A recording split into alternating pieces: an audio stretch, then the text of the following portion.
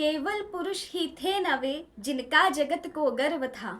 केवल पुरुष ही थे न वे जिनका जगत को गर्व था।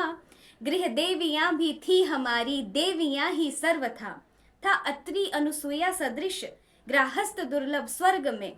दाम्पत्य में वह सौख्य था जो सौख्य था अपवर्ग में। निज स्वामियों के कार्य में समभाग जो लेती न वे, निज स्वामियों के कार्य में समभाग जो लेती न वे। अनुराग पूर्वक योग में जो उसमें सदा देती न वे। तो फिर कहाती किस तरह, तो फिर कहाती किस तरह अर्धांगिनी सुकुमारियां। तात्पर्य ये अनुरूप ही थी नरवरों के नारियां। तात्पर्य ये अनुरूप ही थी नरवरों के नारियां। राधे राधे। मैं रेणु जयंत त्रिपाठी अपने चैनल दिव्य स्पंदन के माध्यम से आप सभी का हार्दिक अभिनंदन करती हूँ। मैथिली शरण जी की इन पंक्तियों से आप समझ ही गए होंगे कि मेरी जो कविता है वो नारी सशक्तिकरण के ऊपर बनी हुई है। वैसे इंटरनेशनल वुमेन्स डे 8 मार्च को मनाया जाता है और मैं अपनी कविता 12 मार्च को आप सबके समक्ष प्रस्तुत कर रही हूँ। सोचा बन गई है तो प्रेजेंट भी कर ही देती हूँ। नारी सशक्तिकरण के ऊपर जब 1975 में एक आंदोलन चला, उसके बाद से हर वर्ष 8 मार्च को इंटरनेशनल वुमेन्स डे जो है हम मनाने लगे। लेकिन हम अपने प्राचीन इतिहास को देखें तो जो वुमेन्स हैं वो तो मैन के इक्वल ही थी। लोपामुद्रा जी को ले लीजिए, गार्गी जी को ले लीजिए, अभी आधुनिक भारत में देखा जाए तो सावित्रीबाई फुले जी को ले लीजिए। ऐसे बहुत से जीवंत उदाहरण हैं। लोपामुद्रा जी जो अगस्त ऋषि की पत्नी है, जिन्होंने ऋग्वेद की ऋचाओं को लिखने में मदद की। गार्गी जी जिनका शास्त्रार्थ याज्ञवल्क्य जी के साथ हुआ। ऐसी और कितनी सारी नारियां, लोपामुद्रा गार्गी जी के अलावा अनुसुईया जी नहीं, अरुंधति जी और भी बहुत सारे नाम हैं जो मुझे अभी याद भी नहीं आ रहे। घोषा, अपाला, देवयानी, जिनको जो है वो ब्रह्मवादिनी के नाम से जाना जाता था, तो ऋषियों के ही इक्वल होती थी। आधुनिक भारत की बात की जाए तो सावित्रीबाई फुले जी, जिनको पहली शिक्षिका के रूप में जाना जाता है, कितने उन्होंने लड़कियों को आगे आने के रास्ते दिखाए। पर ये चीज़ें जो है वो पीछे से चली आ रही हैं। बीच में कुछ चीज़ें ऐसी हो गई जो थोड़ी सी औरतें पिछड़ गई। लेकिन इतिहास उठा के देखा जाए तो ये जो है वो नरवरों के ही इक्वल मानी जाती थी, जो मैथिली शरण गुप्त जी की कविता में भी लिखा हुआ है।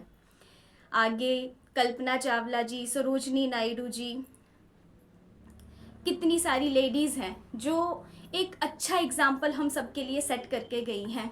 आज हम जो है वो कुछ भी अगर कर पा रहे हैं तो हमारे जो प्राचीन इतिहास चला आ रहा है बैक डेट से, और आज जो है वो कुछ समस्याएं तो सामने आ रही हैं, लेकिन फिर भी आज की औरत एक पुरुष के साथ कंधे से कंधा मिलाकर पहले की तरह खड़ी है। कुछ हालात बदले हैं लेकिन वो भी जो है वो धीरे धीरे ठीक हो जाएंगे। लेकिन एक चीज़ जो इन बदलते हालातों में बहुत ही विचलित कर देने वाली है वो ये है कि जो लड़की है, जो जिस घर में पैदा होती है, वहाँ से एक ससुराल में जो है वो आती है, कैसे लाइफ उसकी जो है वो चेंज होती है, उसी के ऊपर मैंने कविता लिखी है। आशा करती हूँ आप सबको पसंद आए। तो मैं अपनी कविता की तरफ चलती हूँ।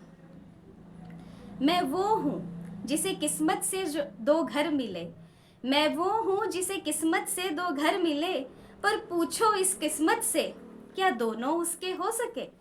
एक में जन्मी बड़ी हुई, हंसती खेलती हर पड़ाव को पार करती, पर जैसे ही उम्र 20-25 की हुई तो क्यों माँ बाप के लिए बोझ सी बन गई।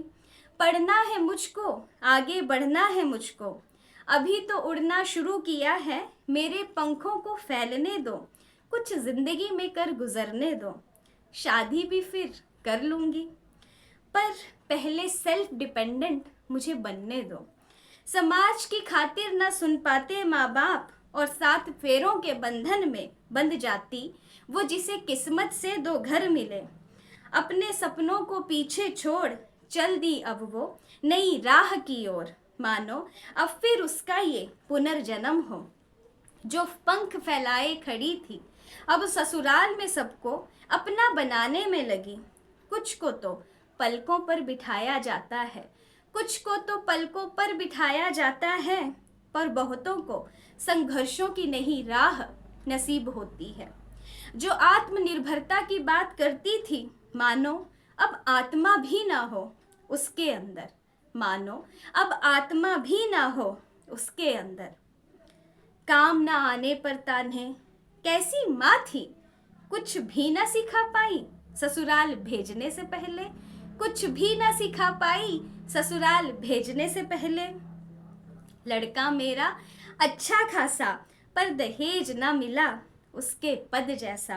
और कहना कुछ ना मिला हमें इसके घर से, और कहना कुछ ना मिला हमें इसके घर से। दो घरों को पाने वाली दोनों में ही रह जाती अकेली।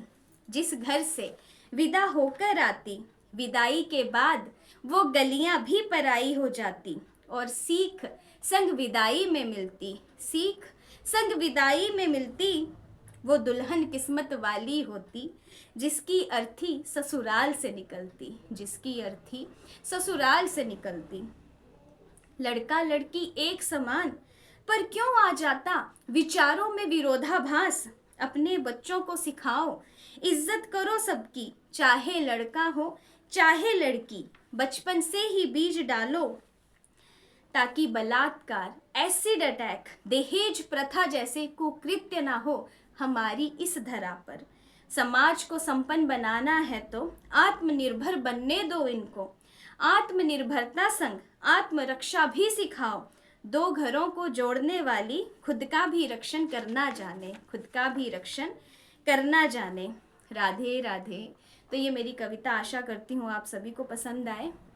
जो 2026 की थीम है इंटरनेशनल वुमेंस डे पे, गिव टू गेन, तो कविता में भी जो है वो थोड़ा इस चीज़ को मैं डाल रही हूँ कि किस तरह लड़कियों को जो है अगर हम प्रमोट करेंगे एजुकेशन को लेके, हर चीज़ को लेके, सेल्फ डिफेंस हो, एजुकेशन हो, जॉब हो, घर का काम हो, सब में ही अगर हम उन्हें आगे बढ़ाने की कोशिश करेंगे तो ये जो हम कार्य करेंगे वो कल को हमें कुछ ना कुछ दे के ही जाएगा। क्योंकि अगर एक लड़की सशक्त है तो वो जो है वो पूरे समाज को सशक्त करती है। तो कविता में कुछ ऐसी भी चीज़ें जो मैंने अपनी डे टू डे लाइफ में देखी भी हैं। कुछ फैमिलीज़ जहाँ पे दहेज की वजह से लड़कियों को मारा जाता है, जलाया जाता है, ऐसे भी केसेस हैं। लड़कियाँ जो है ससुराल आती हैं एक नए सपनों के साथ, लेकिन उन माँ बाप से पूछिए जब वो ससुराल से उस लड़की की अर्थी लेकर आ रहे होते हैं वो कितना बोझ होता होगा उनके मन के अंदर। ऐसा ही केस देखा था जहाँ पे जो है वो एक उन लड़की तो चली जाती है लेकिन उनकी जो बहन होती है, माँ बाप उसकी शादी करने से पहले भी सोचते हैं कि नहीं, हमारी बेटी को कुछ हो जाए इससे अच्छा है हम इसे अपनी आंखों के सामने रखें। तो ये जो डर है ये किसी ना किसी तरीके से हमें ही दूर करना है। और सबसे बेस्ट तरीका यही है कि चाहे लड़का हो चाहे लड़की, दोनों को ही एजुकेशन अच्छी मिले और दोनों को ही संस्कार बचपन से ही दें। लड़की है उसे भी बराबरी से हर चीज़ आनी चाहिए और लड़का है तो उसे भी हर चीज़ आनी चाहिए। अगर ये बराबरी वाला कंसेप्ट जो लिखा हुआ है वो टोटली फॉलो होगा तो एक दिन जो है वो ऐसे समाज की नींव होगी जो अपराध से जो है वो दूर दूर तक उसका कोई नाता नहीं होगा।